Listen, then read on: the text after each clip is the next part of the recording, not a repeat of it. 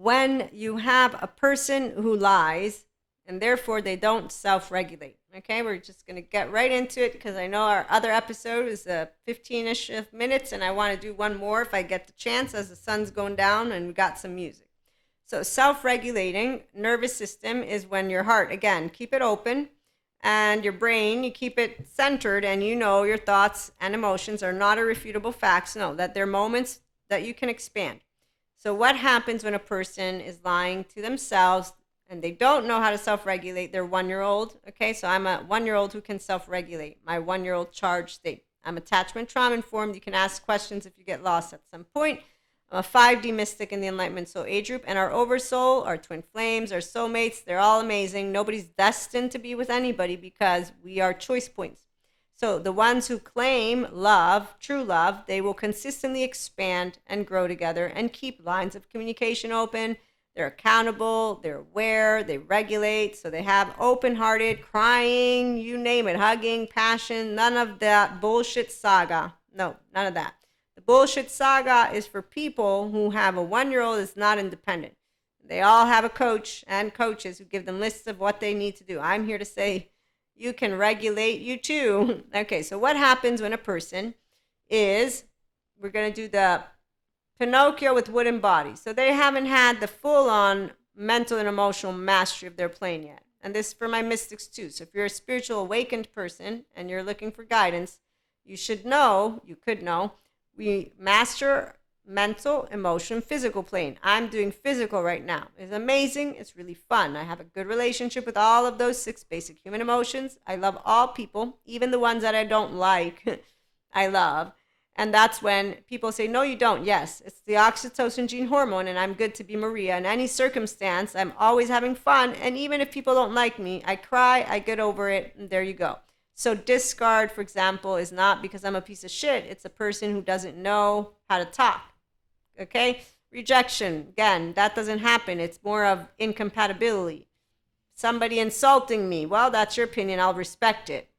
Anything else? Oh, I really don't think of your words as anything of inadequacy. I don't rule by shame. Shame has no place here. I know healthy self-worth.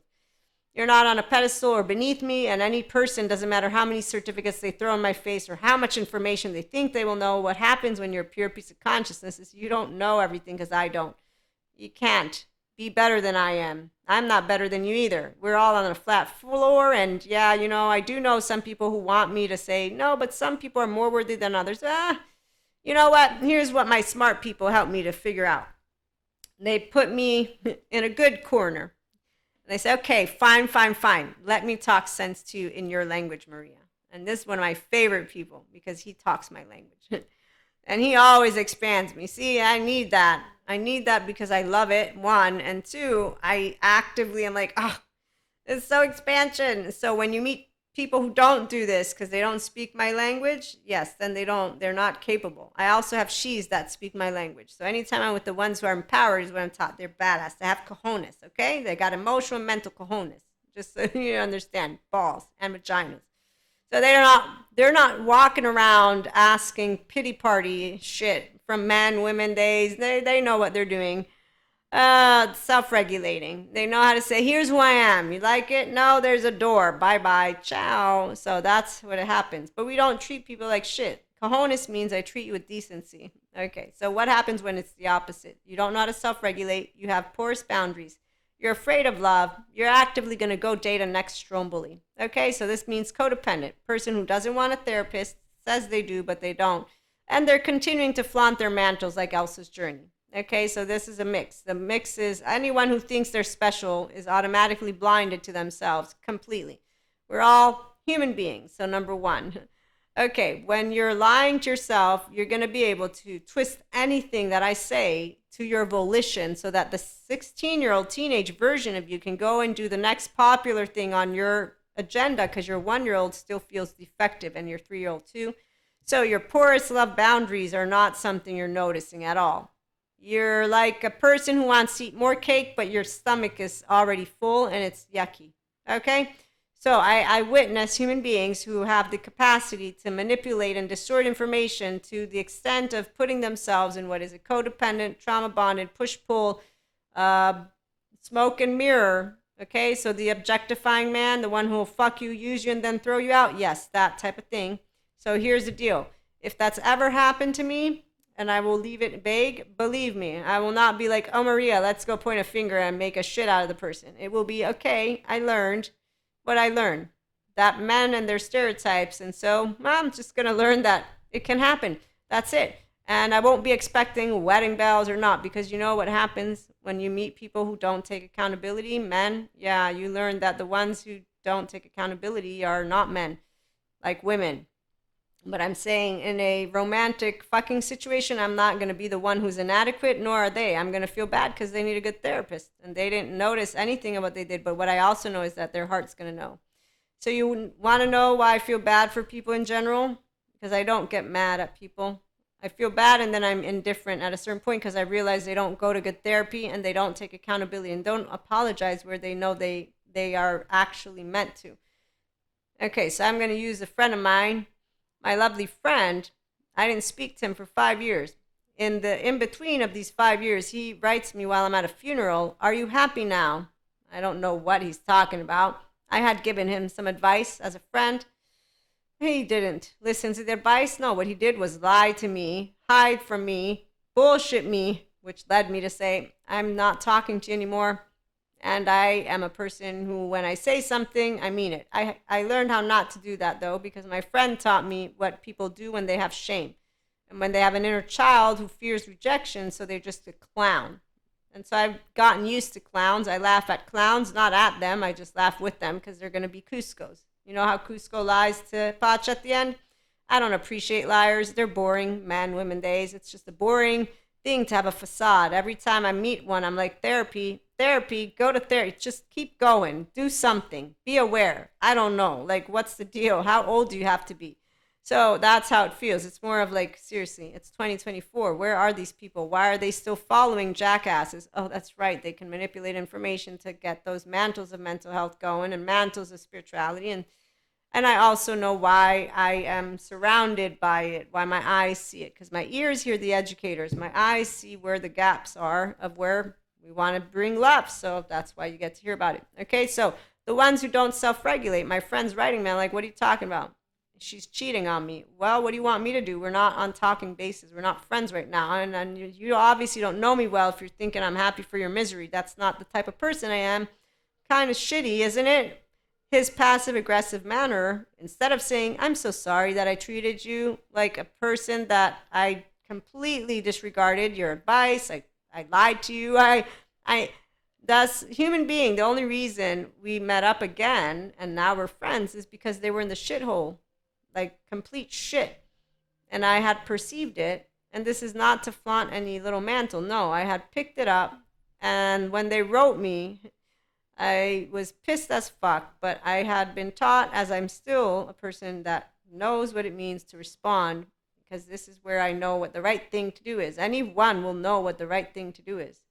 So I knew the right thing to do was not to leave my clown asshole friend in the middle of the shithole all by himself, which is what I didn't do. And I learned from him, and I'm grateful. In fact, I also learned from him that no matter how many years of friendship, and how much you can tell a person, don't bullshit me, just tell me what you think. Men, women, or theys. It's really annoying. So when you meet the ones with cojones, it's nice because they tell you how they think. You don't need to be like, oh my God, there's another one. And when you think that you've spotted one who has cojones and then they don't, well, that one's only happened once. And, that's something that I like to say there's always a reason for everything.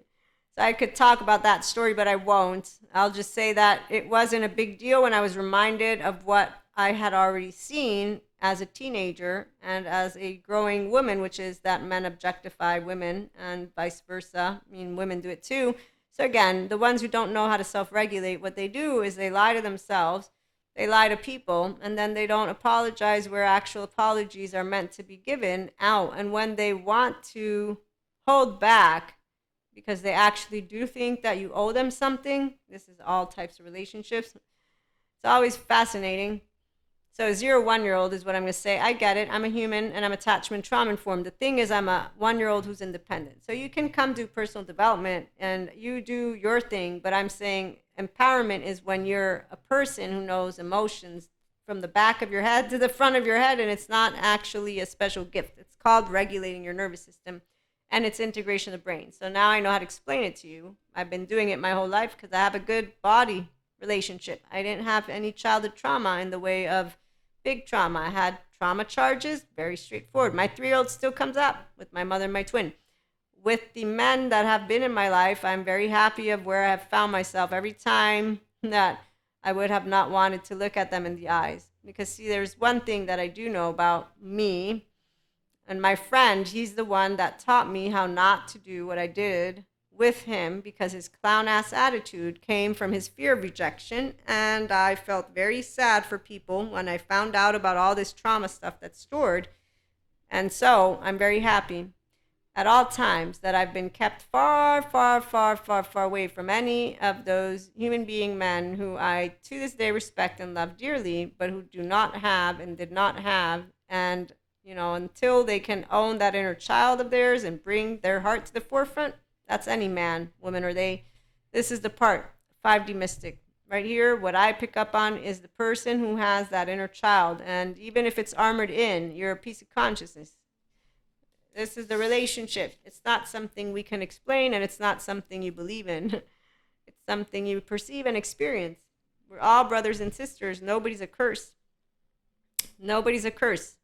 The one thing that the 4D collective don't know how to tell you, because they're on Elsa's journey.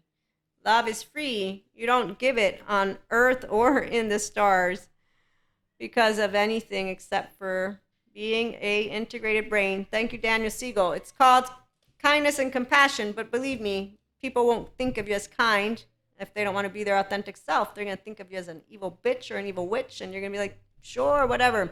I'll apologize. I'll make sure to try and explain myself better next time. You know what? I'm going to make sure to try and be clear next time. This is what happens when you're a person who's authentic. The story, the last one. So, liar, liar, pants on fire. We got a love-dependent, manipulative, desperate human being who just got rejected. 3 years consistently, I've shared with this human being no chit-chat at all. I don't want to be friends with you. I don't want to be an acquaintance. None of it. I'm just treating you with complete indifference. We've never met. We've introduced. Yeah, you frequent the same place. I haven't done anything that is disrespectful, not social, you name it. I find myself in the awkward situation of having to deal with you drunk, having been rejected with 2 human beings. And this is exactly where we are all a herd. Sid, Manny, Diego, you name it. I'm a pacha. So now I'm in this beautiful situation where I just want to go and have a good time, not babysit, not do. I'm just like, whatever, get me to deal. So this is what self-regulating means. And a human being, you know the story, so I won't share all of it, but they're tipsy. And they're 50 older. I don't even know. I'm 44. I'm just like, what the fuck? So I say hi to everyone, but this human being, I have consistently decided I do not have any desire to engage with their energetic presence, who they are. They're not somebody that's going to be a friend of mine. 3 years, okay? And I'm going around them to say hello to my other friends and chit chat. And they turn around and say, am I not decent enough of a human being to be saluted? This is translating from Italian to English. So they've caught me red-handed. And I'm like, shit. No, it's not about decency. And then they say, no, because I saw you said hello to them and them and them. So this passive aggressive, quote unquote, asshole is making sure to notice what I already did do. Yes. And so I'm like, yeah, but it's not about decency, because I don't know. How do I justify saying I don't like you? Because I don't really want to say I don't like you. I don't want to be around. I mean, I really just thought I had made it clear, and you're tipsy. So I know that the only reason you have, which is not balls. See, when you're tipsy and you have balls, it's not balls. Just say, oh, I can be vulnerable now. So I'm going to tell you what I was thinking a whole whatever years ago. And so the person then throughout the night, besides me saluting them, they want a hug. And then they end with this thing of, we're going to become friends, which is when I say, no, we're not. And long story short, this is a person who is a manipulative, desperate human being in shame. These are that lovely love grid of Dr. Well, I don't know if it's Dr., but Terry Real. And there's a perfect example. I had neutral feelings Upset, not really upset. Annoyed, semi annoyed, yes. Really, I was just wanting to have a good time, but you go out, you be a decent human being. So, see, to me, there's no need to insult the person, be too cold, too rude, whatever. When it came time to say, no, we're not going to become friends, I did because they pushed it. A hug, I don't care about giving a hug because a hug is a nice thing. Saluting, again, it's something that is cultural, but more than anything, it's a person. They don't know how to regulate their nervous system. They're not accountable. You better bet they're not aware, and they could use personal development and or good therapy, and they're not doing any of it. In the meantime, they're living what they call a life, and they are not polyamorous. They're monogamous in a relationship with a human being they live with, but they don't get along. They're trying to hit on any woman that they will be able to, and they don't know how to get rejected. Okay, so this is basically a 16-year-old man who's a grown human being who has no mental, emotional, or physical mastery. They have a job, they have a wife. Again, they have a life. This is not a human being. They don't need you to crap on them either. I'm trying to share with you, nobody's cursed. I wasn't cursed that evening. I was given an opportunity, which was to share what I shared in 3 years. We're not going to be friends. Of course, you're decent. I didn't know you needed to be told it, but that's what unhealthy self-worth people need to hear from other people. In the meantime, I'm wondering why you're not going to get professional good help, because the fact that you feel like that inside of you tells me everything about how your life is not in any way, shape, or form where you want it to be, but it's also all healable and workable.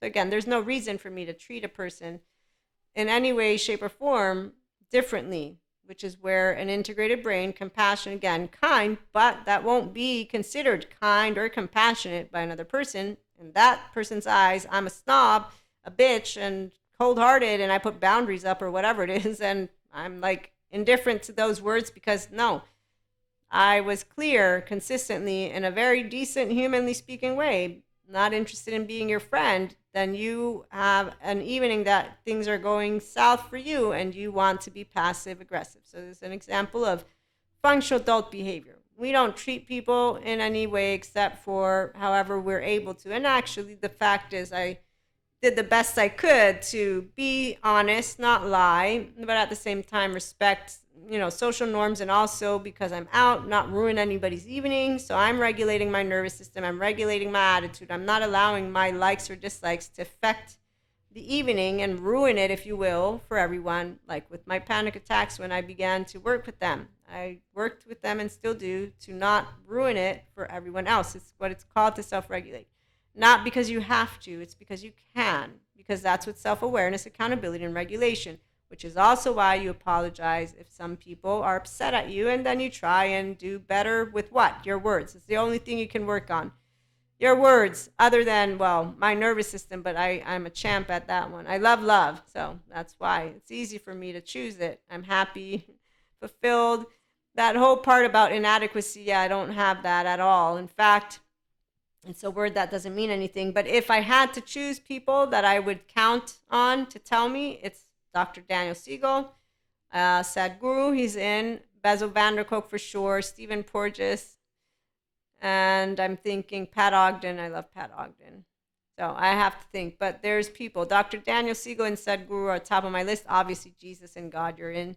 Akash. Akash is my definite number one go-to. But my loved ones, I love all of them. And they keep me straight. But what I'm saying is the inadequacy thing would be specific. I just named them that I know will tell me how to be a humble, unconditionally loving, decent human being. It's called, we're all people. We all make mistakes and are flawed. And there's nothing else. There's trauma and attachment and no of that evil. It's not about belief. So while I am woo-woo, because, again, mystics, I know that people, they won't know what it's like, but if you're mystic, you do. And it's really beautiful to know that neuroscience, neurobiology, physics, quantum physics, all of those who are looking into this entire infinite sphere of consciousness get to join us. So we'll be back with some more episodes. In the meantime, thank you for tuning in. Like, share, and subscribe. If you want to learn more about one-to-one mentorship or our masterclass upcoming, write me, email me. And Ask Maria. There's paid subscription-based model content on the audio version alone for now. Once we get to 1K, it'll be one of our first membership options. Again, thank you so much for stopping by.